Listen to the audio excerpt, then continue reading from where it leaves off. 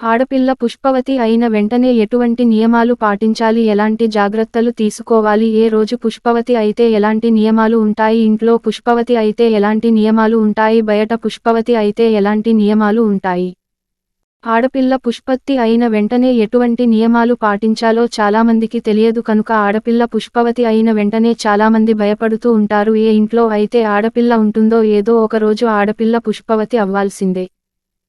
కనుక ప్రతి ఒక్కరికి ఆడపిల్ల పుష్పవతి అయిన వెంటనే ఏమి చేయాలి అనే విషయాలు గురించి తప్పకుండా ఒక అవగాహన ఉండాలి. పూర్వకాలంలో ఇంట్లో పెద్దవాళ్ళు ఉండేవారు కాబట్టి, అనగా ఉమ్మడి కుటుంబాలు ఉండేవి కాబట్టి ఇంట్లో పెద్దవారు ఆడపిల్ల పుష్పవతి అయిన వెంటనే ఎటువంటి నియమాలు పాటించాలి చెబుతూ ఉండేవారు. కానీ ఈ రోజుల్లో ఉమ్మడి కుటుంబాలు చాలా తక్కువగా ఉన్నాయి. భర్త, భార్య, పిల్లలు వీళ్ళు మాత్రమే ఒక కుటుంబముగా ఉంటున్నారు. అలాంటి సమయంలో కనుక ఆడపిల్ల పుష్పవతి అయిన వెంటనే ఏం చేయాలి అని కొన్ని విషయాలు గురించి వివరంగా తెలుసుకుందాం. ఆడపిల్లలు ఏ రోజున పుష్పవతి అయితే మంచిది అనే విషయానికి గురించి తెలుసుకుందాం. తెల్లవారుజామున ఉదయం 4 గంటల నుండి 5 గంటల మధ్య సమయాన్ని బ్రహ్మ ముహూర్తం అని పిలుస్తారు. ఈ సమయంలో కనుక ఆడపిల్ల పుష్పవతి అయితే అది శుభసమయంగా పెరగనిస్తారు. అలా కాకుండా రాత్రి సమయంలో పుష్పవతి అయితే కనుక అది అశుభ గడియలుగా భావిస్తారు. శాస్త్రాల ప్రకారం ఆడపిల్లల సోమవారం, బుధవారం మరియు గురువారం మరియు శుక్రవారం రోజున పుష్పవతి అయితే కనుక చాలా మంచిదని శాస్త్రాలు చెబుతున్నాయి.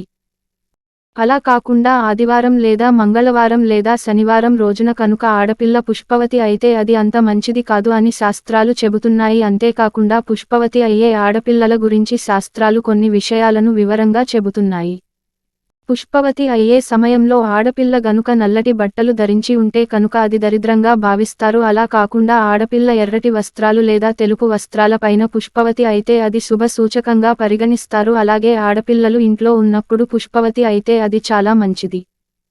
అలా కాకుండా బయటకు వెళ్ళినప్పుడు కానీ లేదా చుట్టాల ఇంటికి వెళ్ళినప్పుడు కానీ పుష్పవతి అయితే కనుక అది మంచిది కాదు. ఇక ఆడపిల్ల పుష్పవతి అయినప్పుడు మొదటగా ఎటువంటి నియమాలు పాటించాలి తెలుసుకుందాం. ఎప్పుడైనా మీ ఇంట్లో ఆడపిల్ల పుష్పవతి అయితే కనుక ముందుగా ఇంట్లో ఉన్న అత్తగారికి లేదా అమ్మమ్మ మరియు నానమ్మ అలాగే మీ ఇంటి దగ్గరలో ఉన్న ముత్తైదులతో చెప్పాలి. మొదటగా పురుషులకి అసలు చెప్పకూడదు. తర్వాత ఆడపిల్ల ఏ సమయంలో పుష్పవతి అయిందో ఆ సమయాన్ని మీకు తెలిసిన పండితులకు చెప్పి పంచాంగం ప్రకారం మీ అమ్మాయి అయిన సమయం ఒక్క ఫలితం ఏ విధంగా ఉందో తెలుసుకున్న తర్వాత పండితులు చెప్పే కొన్ని నియమాలు తప్పకుండా పాటించాలి. ఒకవేళ పండితులు మీ అమ్మాయి అసుగడియల్లో పుష్పవతి అయిందని చెబితే కనుక దానికి తగ్గట్టుగా దగ్గరలో ఉన్న శివాలయంలో పండితుల ఆజ్ఞ మేరకు శాంతి చేయించాలి. ఎందుకంటే ఆడపిల్ల పుట్టినప్పుడు తెలిసే విషయాలు కంటే రజస్వల అయిన సమయంలోనే తమ భవిష్యత్తు అనేది సంపూర్ణంగా తెలుస్తుందని చెబుతున్నారు. కనుక ముందుగా పండితులను సంప్రదించి ఆ పండితులు చెప్పిన శుభ ముహూర్త సమయంలో అమ్మాయిని కూర్చోబెట్టాలి. పండితులు వర్జ్యం రావు కాలం లేని సమయాన్ని చూసి చెప్పిన తర్వాత ఆ సమయంలో అమ్మాయిని కూర్చోబెట్టాలి. ఒక అమ్మాయిని కూర్చోపెట్టేటప్పుడు అమ్మాయిని ఏ గదిలో అయితే కూర్చోబెడుతున్నారో ఆ గదిని ముందుగా శుభ్రం చేసి చక్కగా నీటితో కడిగి ముగ్గు వేసి తర్వాత నేలపై ఒక చాప వేసి ఆ చాప మీద పచ్చని తాటాకులు లేదా కొబ్బరి ఆకులు కానీ వేయాలి. అయితే తాటాకులు వేసేటప్పుడు ఒక్కొక్కరు ఒక్కొక్క పద్ధతిని పాటిస్తూ ఉంటారు. ఎవరి పద్ధతి ప్రకారం ఎన్ని ఆకులు వేయాలి అనుకుంటున్నారో అంతమంది ముత్తైదుగుల చేత ఒక్కొక్క ఆకును వేయించాలి. ఇలా 5గురు ముత్తైదువులు లేదా 7గురు ముత్తైదువులు లేదా 9 మంది ముత్తైదుగుల చేత తాటాకులు వేయించిన తర్వాత ఆ తాటాకుల పైన ఒక తెలుపు రంగు వస్త్రములు అనగా తెలుపు రంగు దుప్పటి లేదా తెలుపు రంగు కాటన్ చీరను వేయాలి.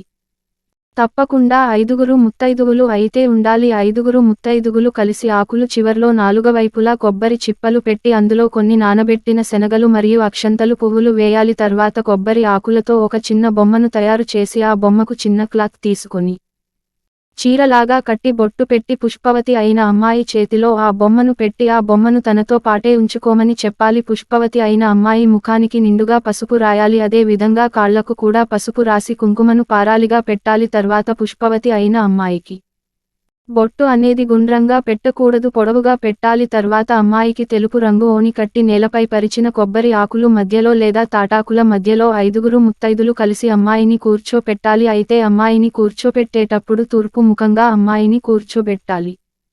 అమ్మాయిని తాటాకుల మధ్యలో కూర్చోబెట్టిన తర్వాత 5గురు ముత్తైదువులు కలిసి అక్షింతలతో దీవించాలి. అమ్మాయిని కూర్చోబెట్టిన తర్వాత కొబ్బరి ఆకుల మీద తాటాకుల మీద 5 చిమిలి అనగా నువ్వులు పసుపుతో చేసిన లడ్డూలు పెట్టాలి. తర్వాత పుష్పవతి అయిన అమ్మాయితో 3 చిప్పలు నిండా నెయ్యి నెయ్యిని తాగించి 3 నువ్వుల లడ్డూలను తినిపించాలి. ఇలా ఈ సమయంలో తప్పకుండా చేయాలి. కొంతమంది నెయ్యికి బదులు నువ్వుల నూనె కూడా రజస్వల అయిన అమ్మాయి చేత తాగిస్తారు. నువ్వుల నూనె అయినా లేదా నెయ్యి అయినా పర్వాలేదు. ఇలా చేయడం వలన అమ్మాయి ముందు రజస్వల సమయంలో ఎటువంటి ఇబ్బందులు పడకుండా ఉండాలని ఇటువంటి నియమాన్ని పెట్టడం జరిగింది. తర్వాత ఇంటికి వచ్చిన ముత్తైదువులు అందరి చేత అమ్మాయికి హారతి ఇచ్చి కుంకుమ బొట్టు పెట్టించి అక్షింతలు వేయాలి. అమ్మాయికి హారతి ఇచ్చేటప్పుడు మంగళకరమైన పాటలు పాడాలి.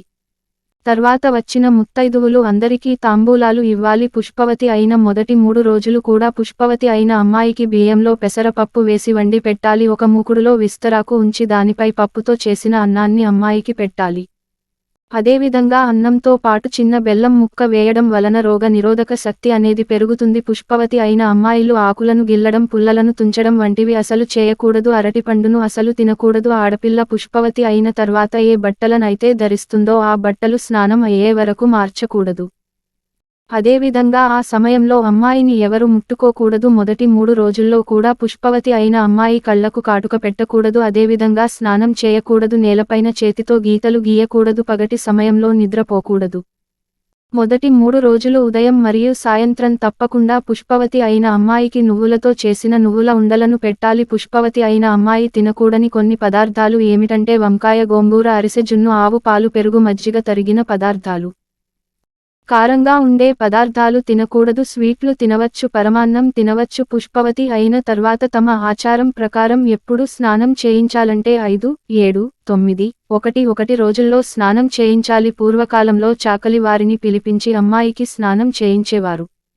అలా అమ్మాయికి స్నానం చేయించిన తర్వాత అమ్మాయి ఉన్న గదిని శుభ్రంగా నీటితో కడిగి పసుపు నీళ్లు చల్లాలి. ముగ్గు పెట్టి శుద్ధి చేయాలి. 5వ రోజున అమ్మాయికి స్నానం చేయించిన తర్వాత తప్పకుండా ఆ రోజు 5గురు ముత్తైదువులని పిలిపించి అమ్మాయికి హారతి ఇప్పించి అక్షింతలతో దీవించాలి. ఆ తర్వాత ఆ 5గురు ముత్తైదువులకు ఆ రోజు ఇంట్లో భోజనం పెట్టాలి. వాళ్లతో పాటు అమ్మాయిని కూడా భోజనంలో కూర్చోబెట్టాలి. భోజనంలో తప్పకుండా పులుసు కూర, స్వీటు, పప్పు, బచ్చలి కూర, గారెలు, ఏదైనా ఒక పచ్చడి ఉండేలా చూసుకోవాలి. భోజనం ముగిసిన తర్వాత అమ్మాయి చేత 5గురు ముత్తైదువులకు తాంబూలాలిచ్చి జాకెట్ ముక్కలను పెట్టాలి. అమ్మాయికి భోజనం పెట్టేటప్పుడు అన్నంలో అట్లు, కొబ్బరి పొడి మరియు అప్పడాలతో భోజనము పెట్టాలి. తర్వాత మీ అమ్మాయికి ఫంక్షన్ చేయాలని అనుకునేవారు 9వ రోజు లేదా 11వ రోజు అమ్మాయికి చేతినిండా గాజులు వేసి ఆ రోజు ఇంటికి వచ్చిన ముత్తైదువులందరికీ కనీసం 2 గాజులు అమ్మాయి చేత పంచిపెట్టించాలి. అలాగే మీ బంధువులందరికీ ఆ రోజున ఇంటికి పిలిచి భోజనాలు పెట్టించాలి. ఈ విధంగా పుష్పవతి అయిన అమ్మాయికి తప్పకుండా పైన చెప్పిన విధంగా అన్ని నియమాలు పాటించాలి. పుష్పవతి అయిన అమ్మాయి 5వ రోజు స్నానం చేయించిన తర్వాత తాటాకులను లేదా కొబ్బరి ఆకులను ఊరి చివరన ఎక్కడైనా పడేయాలి. అమ్మాయికి ఇచ్చిన కొబ్బరి ఆకుతో చేసిన బొమ్మను మరియు ఆకులుపై వేసిన వస్త్రాలను మరియు రథస్వర సమయంలో అమ్మాయి తెరిచిన వస్త్రాలన్నింటినీ కూడా దూరంగా పడేయాలి. అదే విధంగా ఆడపిల్ల ఈ తిథులలో కనుక పుష్పవతి అయితే చాలా మంచిదని చెబుతున్నారు. ఆ తిథులు ఏమిటంటే తదియ, పంచమి, సప్తమి, దశమి, ఏకాదశి, త్రయోదశి, పౌర్ణమి. అలాగే నక్షత్రాల పరంగా చెప్పాలంటే రోహిణి, ఆరుద్ర, పుష్యమి, స్వాతి, అనురాధ, ఉత్తరభాద్ర, శ్రావణం, ధనిష్ట, శతభిష, రేవతి. ఈ నక్షత్రాల్లో అమ్మాయి రజస్వల అయితే చాలా మంచిది. అలా కాకుండా మిగతా సమయంలో కనుక పుష్పవతి అయితే పండితులకు ఒకసారి చూపించి దానికి తగ్గట్టుగా శాంతి చేయించాలని శాస్త్రం చెబుతుంది. అంతేకాకుండా సూర్యగ్రహణం, చంద్రగ్రహణం, సంక్రమణం, దుర్ముహూర్తం, రాహుకాలం వంటి సమయాల్లో కనుక మొదటిసారిగా పుష్పవతి అయితే కనుక పండితులకు చూపించడానికి తగ్గట్టుగా శాంతి చేయించుకోవాలని, మొదటిసారిగా రాజస్వల అయిన అమ్మాయి రెండోసారి అయ్యేంతవరకు ఊరు పొలిమేర దాటకూడదని పెద్దలు చెబుతున్నారు. ఈ వీడియో నచ్చితే లైక్ చేసి సబ్స్క్రైబ్ చేసుకోండి. మళ్ళీ తిరిగి వచ్చే వీడియో కోసం